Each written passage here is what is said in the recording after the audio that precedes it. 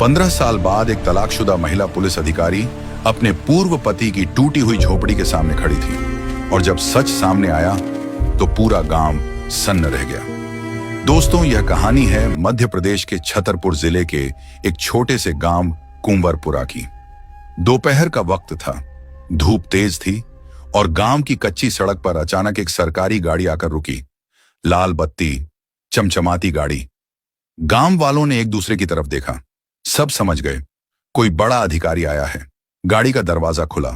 जैसे ही एक महिला बाहर उतरी, पूरा गांव खामोश हो गया। वह थी आईपीएस रिद्धिमा चौहान। चेहरे पर सख्ती, वर्दी बिल्कुल सजी हुई, लेकिन आंखों में एक अजीब सी हलचल थी जिसे कोई मेडल, कोई रैंक छुपा नहीं पा रही थी। उसकी नजरें सीधे सामने खड़ी एक टूटी फूटी झोपड़ी पर टिक गईं। वही झोपड़ी जहां 15 साल पहले उसकी शादी और उसका रिश्ता दोनों बिखर गए थे। झोपड़ी के अंदर था अरविंद, वह आदमी जो कभी उसका पति था। रिद्धिमा दरवाजे तक आई और कदम वहीं ठहर गए। अचानक उसकी आंखों के सामने 15 साल पुरानी जिंदगी घूमने लगी। तब यही गांव था, कुंवरपुरा। लेकिन तब रिद्धिमा आईपीएस नहीं थी। तब उसके हाथों में किताबें होती थीं और आंखों में बड़े सपने। वह उन लड़कियों में से नहीं थी जो हालात के आगे हथियार डाल देती हैं।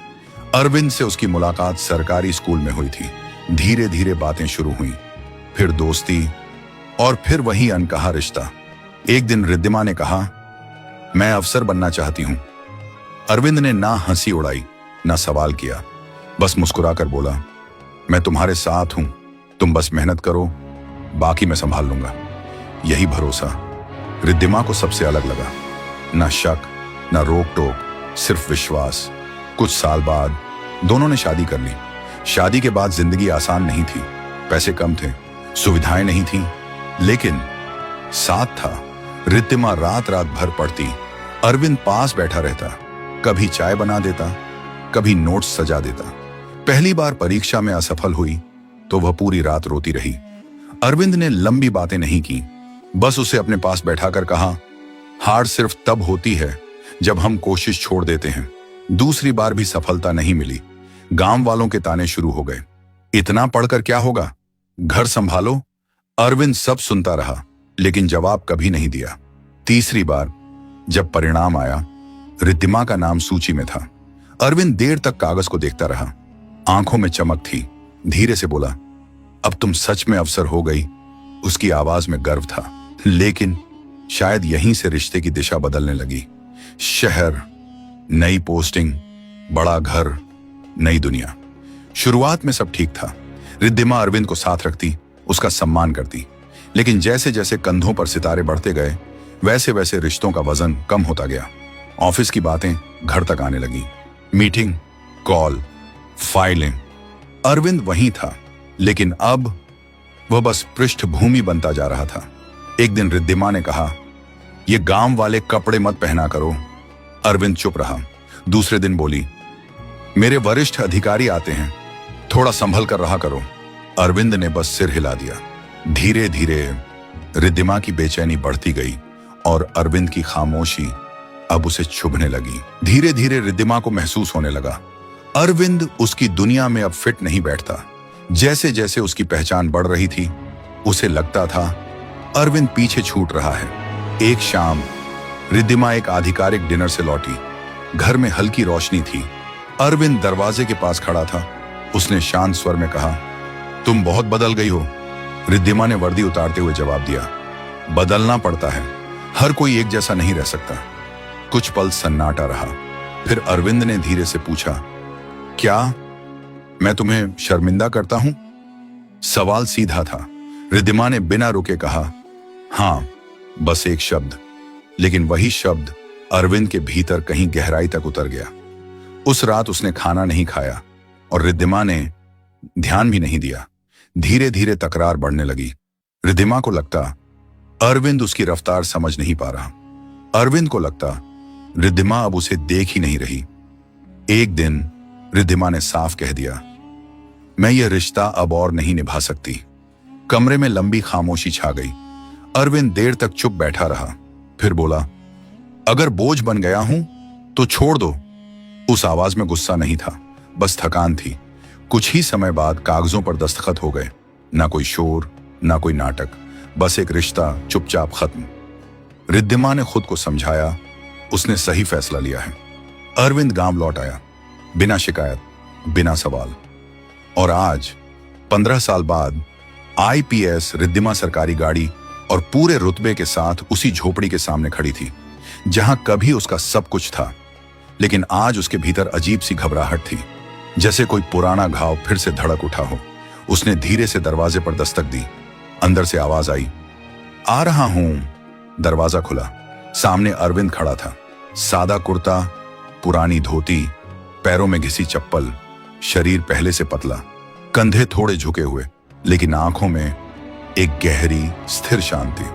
उसने पहले रिद्धिमा को देखा, फिर उसकी खाकी वर्दी, फिर कंधों पर चमकते सितारे, और शांत स्वर में पूछा, यहां क्यों आई हो?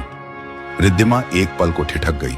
उसे लगा था वह चौंकेगा, शायद कुछ कहेगा, लेकिन अरविंद बिल्कुल स्थिर था। झोपड़ी के अंदर हल्की धूप छन रही थी। मिट्टी का फर्श, एक कोने में पुरानी चारपाई, दीवार से सटी टूटी कुर्सी, सब वैसा ही, पर जैसे समय ने सब छोटा कर दिया हो। बैठिए। अरविंद ने कुर्सी की तरफ इशारा किया।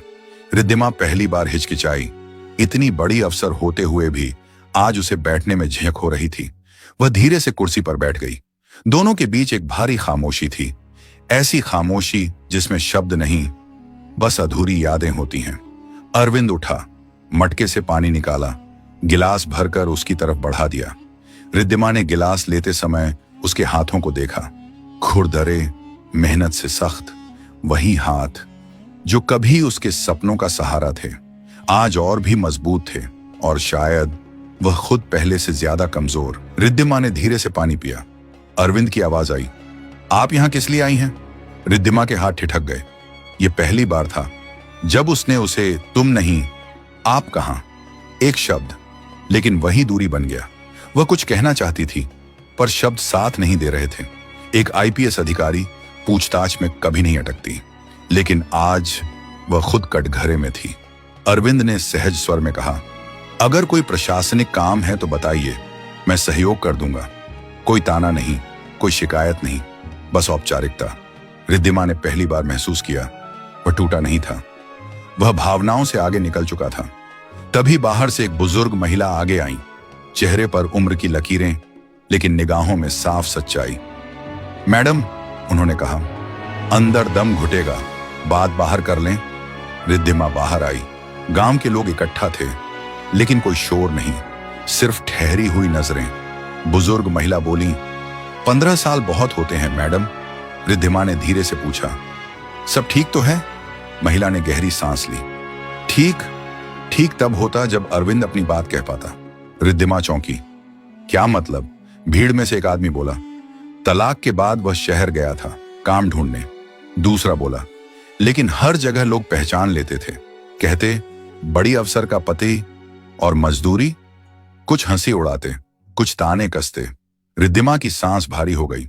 बुजुर्ग महिला ने आगे कहा, लेकिन उसने कभी आपका नाम खराब नहीं होने दिया, हमेशा यही कहता, शायद कमी मुझ में ही रही होगी।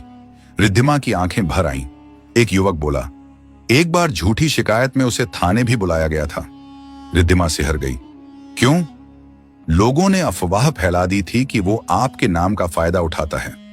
भीड़ में हलचल हुई, लेकिन उसने वहीं कहा, मेरा नाम जोड़ो, उनका नहीं, वो अब मेरी जिम्मेदारी नहीं है। हर वाक्य जैसे रिद्धिमा के भीतर उतरता जा रहा था। बुजुर्ग महिला ने धीमे लेकिन साफ स्वर में कहा, मैडम, इंसान जब बार बार हंसी का पात्र बनता है तो बोलना छोड़ देता है। अरविंद अब इसलिए कम बोलता है क्योंकि उसकी आवाज पर लोगों ने सवाल खड़े किए थे। रिद्धिमा धीरे से पीछे मुड़ी। अरविंद झोपड़ी के दरवाजे पर खड़ा था, शांत, स्थिर, जैसे यह कहानी उससे जुड़ी ही ना हो। रिद्धिमा की आवाज कांपी, तुमने मुझे कभी बताया क्यों नहीं? इस बार अरविंद ने सीधा उसकी आंखों में देखा और शांत स्वर में कहा, आपने कभी जानना चाहा ही नहीं। वह वाक्य रिद्धिमा को भीतर तक हिला गया। अब उसे समझ आ रहा था, यह सिर्फ तलाक नहीं था, यह एक आदमी की चुपचाप सहली गई बेइज्जती थी।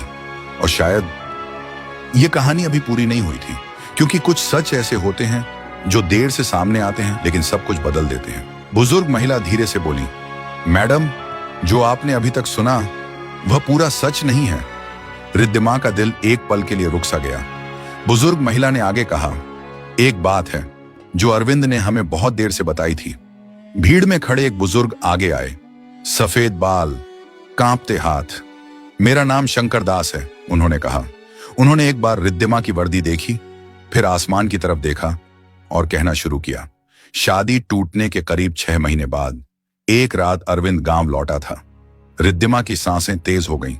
उसके चेहरे पर चोट थी। बुजुर्ग बोले। रिद्धिमा चौंकी। कैसी चोट? एक जमीन के कारोबारी ने झूठा केस लगा दिया था। भीड़ में हलचल नहीं थी, सिर्फ सुनने की खामोशी थी। बुजुर्ग आगे बोले, उसने कहा था अरविंद आईपीएस अफसर की पत्नी का नाम लेकर धमका रहा है। रिद्धिमा की आंखें फैल गईं। थाने में उसे घंटों बैठाए रखा गया। किसी ने सलाह दी थी, बस एक बार अफसर पत्नी से बात कर लो, मामला तुरंत खत्म हो जाएगा। बुजुर्ग ने लंबी सांस ली, लेकिन अरविंद ने साफ मना कर दिया। उसने कहा, उसका नाम मत लो, वह मेरी जिंदगी का हिस्सा नहीं है।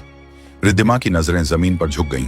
बुजुर्ग महिला बोली, मैडम, उस रात वह आपसे मदद मांग सकता था, लेकिन उसने नहीं मांगी क्योंकि उसे डर था अगर उसके कारण आपकी इज्जत पर सवाल उठा तो वह खुद को कभी माफ नहीं कर पाएगा। रिद्धिमा की आंखों से आंसू बहने लगे।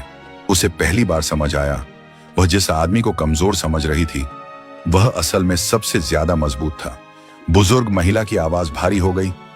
मैडम, अरविंद ने दूरी नफरत से नहीं बनाई, उसने दूरी इसलिए बनाई ताकि आपकी पहचान उसके हालात से छोटी ना लगे। पूरा गांव खामोश था। रिद्धिमा को लगा जैसे जमीन उसके पैरों के नीचे से खिसक रही हो। दोपहर का सूरज धीरे धीरे ढलने लगा था। रिद्धिमा ने अरविंद की तरफ देखा, फिर नजरें झुका लीं। अब आप जा सकती हैं, अरविंद ने कहा। यह आदेश नहीं था, यह एक दरवाजा बंद करने जैसा था। मैं मदद करना चाहती हूं, रिद्धिमा ने धीरे से कहा। उसकी आवाज में अफसर का रुतबा नहीं था, बस एक इंसान की कोशिश थी। अरविंद हल्का सा मुस्कुराया। घर, काम, इलाज, जो भी चाहिए मैं दे सकती हूं, रिद्धिमा ने कहा। अरविंद ने हाथ उठाकर उसे रोक दिया। आप बहुत बड़ी अफसर हैं, उसने शांत स्वर में कहा। आपके पास बहुत कुछ है, लेकिन जो आप मुझे देना चाहती हैं वह मेरे पास पहले से था।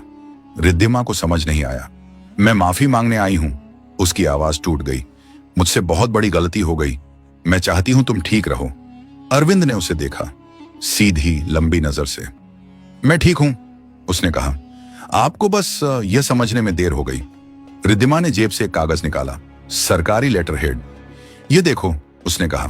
शहर में तुम्हारे लिए काम का प्रस्ताव है। अरविंद ने कागज की तरफ देखा भी नहीं। क्यों?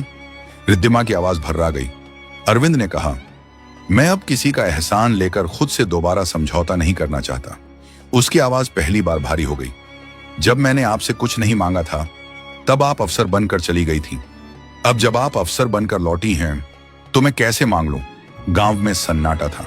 हर कोई सुन रहा था, हर कोई समझ रहा था। रिद्धिमा के हाथ से कागज धीरे धीरे नीचे गिर गया। उसे अचानक एहसास हुआ, पद, ताकत, रुतबा, सब होते हुए भी वह अंदर से खाली थी। उसने आंखें बंद कर ली। कुछ टूट रहा था भीतर। मैं सब कुछ वापस नहीं ला सकती, उसने कहा, लेकिन अगर मेरी वजह से तुम्हें कभी दर्द मिला तो मैं उसका बोझ जिंदगी भर उठाना चाहती हूं। अरविंद ने गहरी सांस ली। दर्द सबको मिलता है, उसने कहा। फर्क बस इतना है, कुछ लोग दर्द को आवाज बना देते हैं और कुछ लोग उसे खामोशी बना लेते हैं। मैंने खामोशी चुनी। तभी बुजुर्ग महिला आगे आई। उनकी आंखों में नमी थी। मैडम, अरविंद ने कभी शिकायत नहीं की, लेकिन इस गांव को पता है वह कैसे खुद को संभालता रहा है। वह खेतों में काम करता है, बच्चों को मुफ्त पढ़ाता है। गांव के बच्चे कहते हैं अगर अरविंद भैया जैसा बनना है तो जिंदगी जीत सकते हैं। रिद्धिमा चौंक गई। तुम बच्चों को पढ़ाते हो? उसने पूछा। अरविंद ने सिर हिलाया। जो मुझे नहीं मिला वह मैं दूसरों से क्यों छीनूं? यह वाक्य रिद्धिमा के दिल में गहराई तक उतर गया। वह धीरे धीरे आगे बढ़ी। अब उसकी चाल में वर्दी का वजन नहीं था, सिर्फ एक इंसान की थकान थी। अरविंद, उसने कहा, अगर तुम चाहो तो मैं यह गांव छोड़कर चली जाऊंगी। मैं तुम्हारी शांति में दखल नहीं देना चाहती। फिर उसने पूछा, क्या तुम्हारे दिल में मेरे लिए नफरत है? गांव वाले भी रुक गए। अरविंद कुछ पल चुप रहा, फिर बोला, अगर नफरत होती तो आप यहां खड़ी नहीं होती। नफरत इंसान को कठोर बना देती है। मैं कठोर नहीं हुआ, बस शांत हो गया। रिद्धिमा की आंखों से आंसू बहने लगे। उसे आज पहली बार समझ आया, माफी मांगना आसान होता है, लेकिन माफी के काबिल बनना मुश्किल होता है। उसने गांव वालों की तरफ देखा। अगर आपको मंजूर हो, उसने कहा, तो मैं एक काम करना चाहती हूं। किसी एहसान के लिए नहीं, किसी नाम के लिए नहीं, सिर्फ इंसानियत के लिए। भीड़ में से आवाज आई, बिटिया, कैसा काम करना चाहती हो? रिद्धिमा ने धीमे स्वर में कहा, मैं चाहती हूं इस गांव में एक कौशल केंद्र बने। लोग एक दूसरे को देखने लगे। जहां बच्चे ही नहीं, गांव के युवा भी कुछ सीख सकें। सिलाई, कंप्यूटर, खेती की नई तकनीक, ताकि उन्हें शहर भागने की जरूरत न पड़े। अरविंद ने ध्यान से उसकी बात सुनी। और उसे मैं संभालूं? उसने पूछा। हाँ, रिद्धिमा बोली, न मेरे नाम से न किसी अफसर के नाम से, बस कुंवरपुरा कौशल केंद्र, जहां मेहनत ही पहचान हो। गांव में पहली बार उम्मीद की हल्की लहर दौड़ी। अरविंद ने शांत स्वर में कहा, अगर मैं मना कर दूं तो? रिद्धिमा ने सिर झुका लिया। तो मैं बिना कुछ कहे चली जाऊंगी, ये मेरा प्रायश्चित होगा। कुछ पल की चुप्पी के बाद अरविंद बोला, मैं यह जिम्मेदारी लूंगा। फिर ठहर कर कहा, आपकी वजह से नहीं, इन लोगों की वजह से। रिद्धिमा ने धीमे से सिर हिलाया। उसके चेहरे पर पहली बार हल्की सी राहत दिखाई दी। उसे समझ आ गया था, यह कोई समझौता नहीं था, यह सम्मान था। शाम धीरे धीरे उतर रही थी। आसमान पर धूप का रंग हल्का पड़ने लगा था। गांव के बाहर सरकारी गाड़ी अब भी खड़ी थी, लेकिन अब वह गाड़ी पहले जैसी भारी नहीं लग रही थी। जाने से पहले रिद्धिमा ठिठकी। उसने आखिरी बार अरविंद की तरफ देखा। क्या कभी? उसकी आवाज हल्की सी कांपी।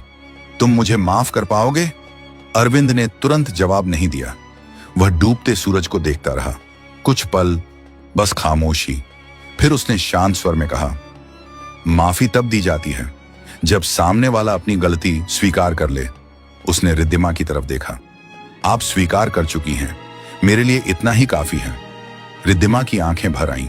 उसने बिना कुछ कहे दोनों हाथ जोड़ दिए। न कोई शोर हुआ, न कोई तालियां। गांव में बस एक गहरा सुकून फैल गया था। गाड़ी धीरे धीरे चल पड़ी। रिद्धिमा शीशे से बाहर देखती रही। आज वह वर्दी की ताकत लेकर नहीं जा रही थी, आज वह एक सीख लेकर जा रही थी।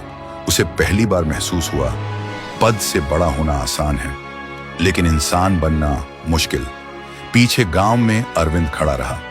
चेहरे पर कोई जीत नहीं थी, कोई गर्व नहीं, बस एक शांत संतोष। उसने पास खड़े बच्चों को आवाज दी, कल से सुबह की शुरुआत पढ़ाई से होगी। बच्चों की आंखों में चमक दौड़ गई और उसी चमक में गांव का आने वाला कल धीरे धीरे आकार लेने लगा।